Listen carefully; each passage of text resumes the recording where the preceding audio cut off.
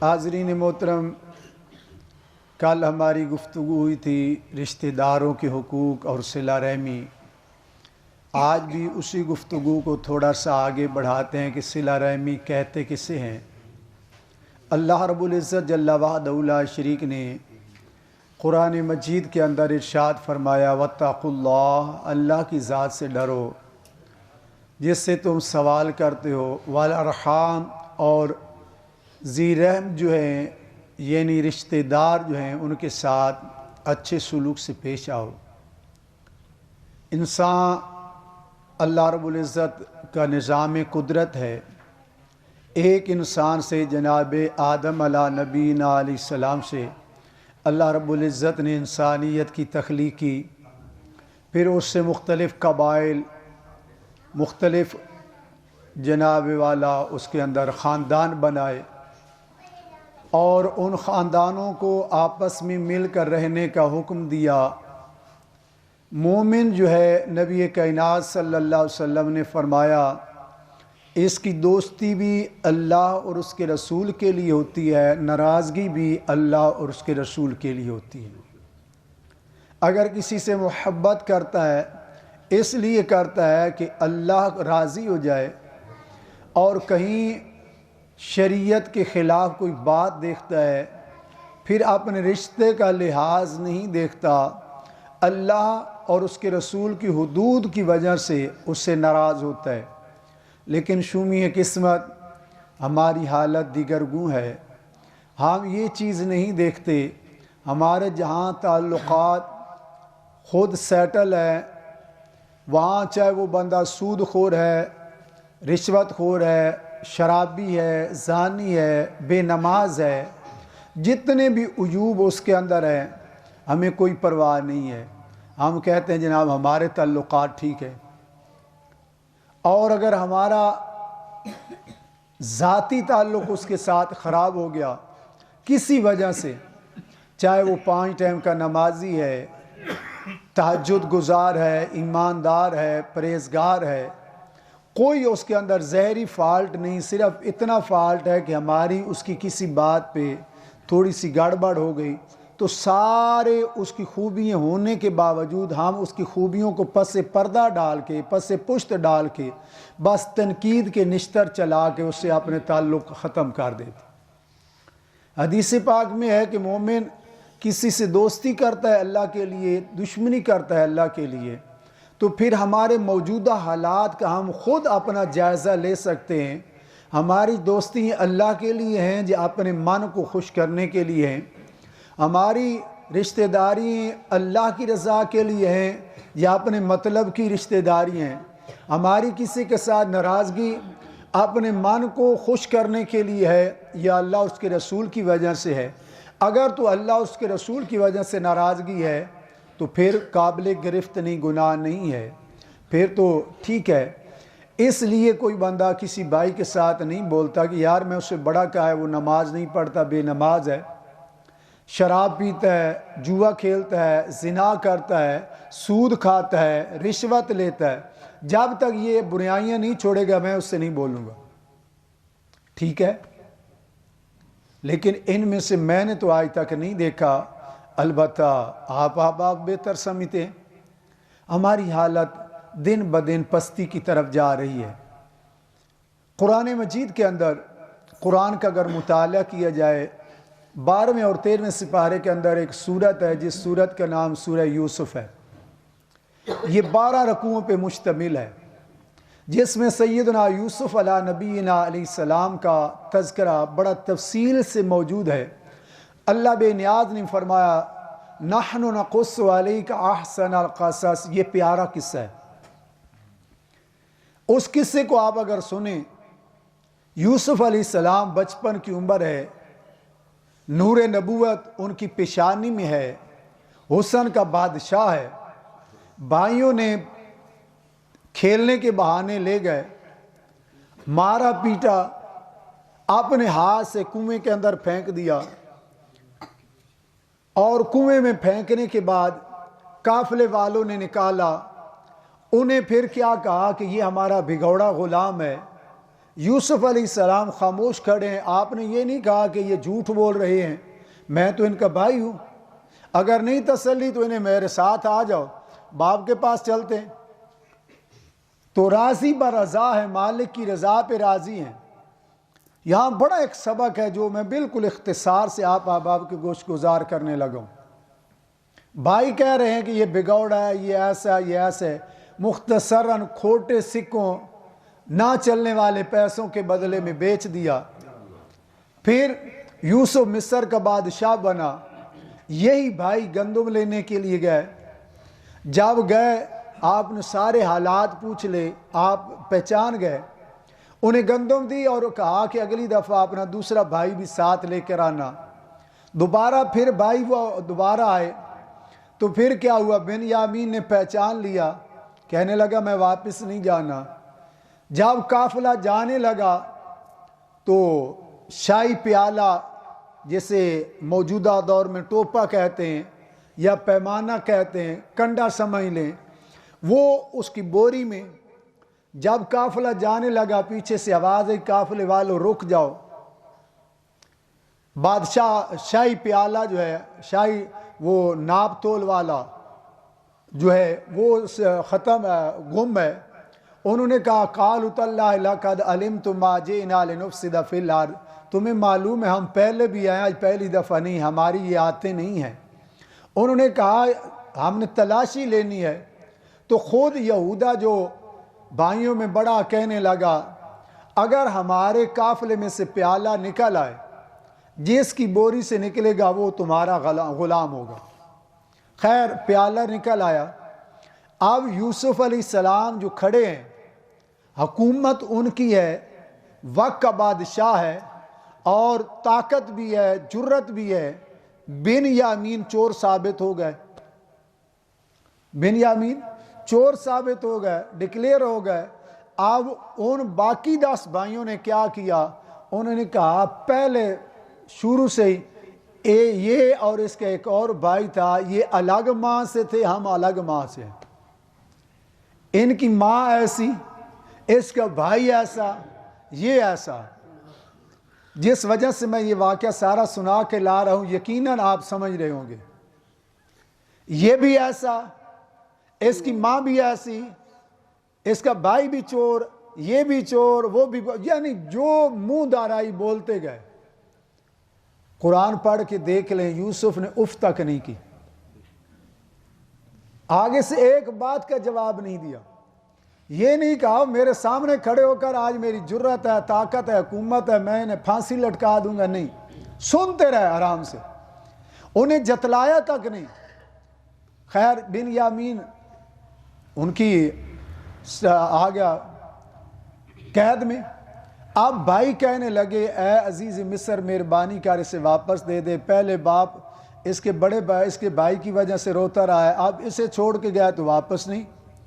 خیر واپس گئے.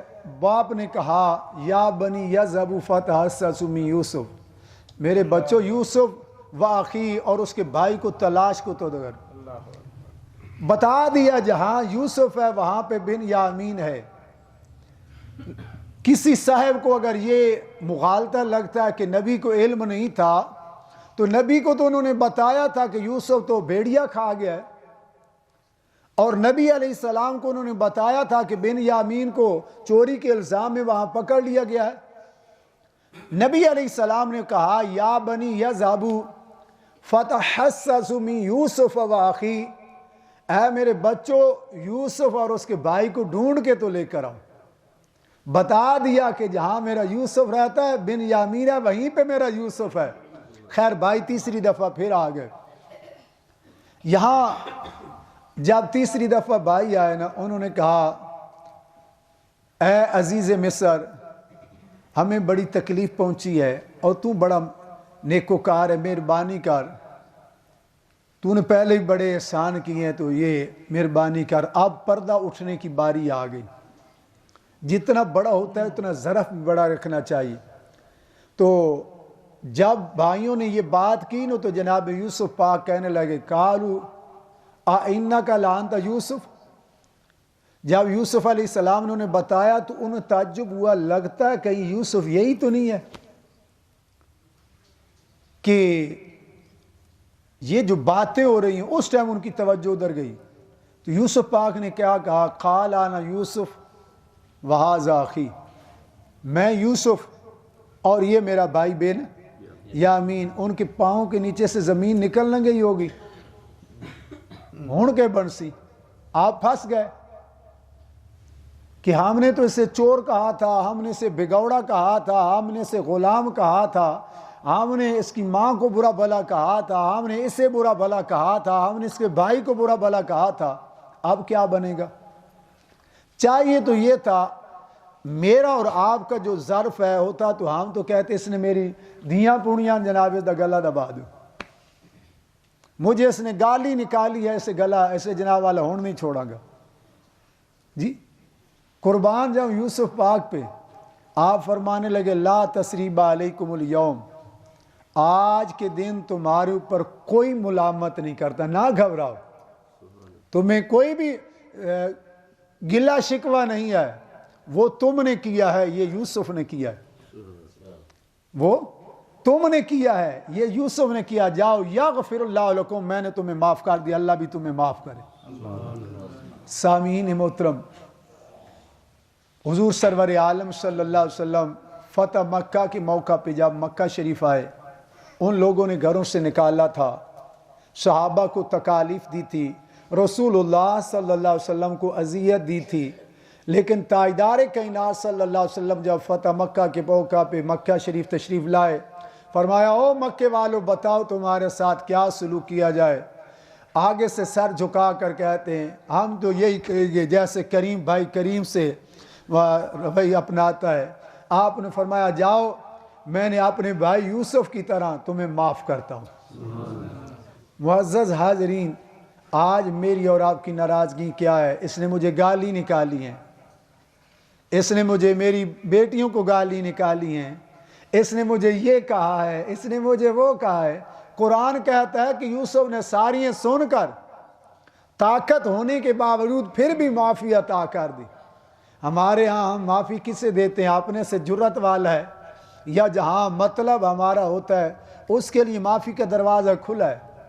کوئی اپنے سے ماڑا ہوتا ہے، کوئی کمزور ہوتا ہے، چاہیے تو یہ تھا اسے معاف کرتے، وہ بیچارہ ہمارے دروازوں پہ دھکے کھائے پھر بھی ہم اسے معاف کرنے کو تیار نہیں ہیں۔ تو یہ مومن کا وصف نہیں ہے۔ مومن جرت ہونے کے باوجود، طاقت ہونے کے باوجود، بلکہ میں تو یہ عرض کروں گا اپنے اندر جذبہ معافی کا پیدا کریں۔ جیسے کل بھی میں نے مسند امام احمد کی بن حنبل کی روایت آپ احباب کے گوش گزار کی تھی، اپنے اندر معافی کا جذبہ پیدا کریں۔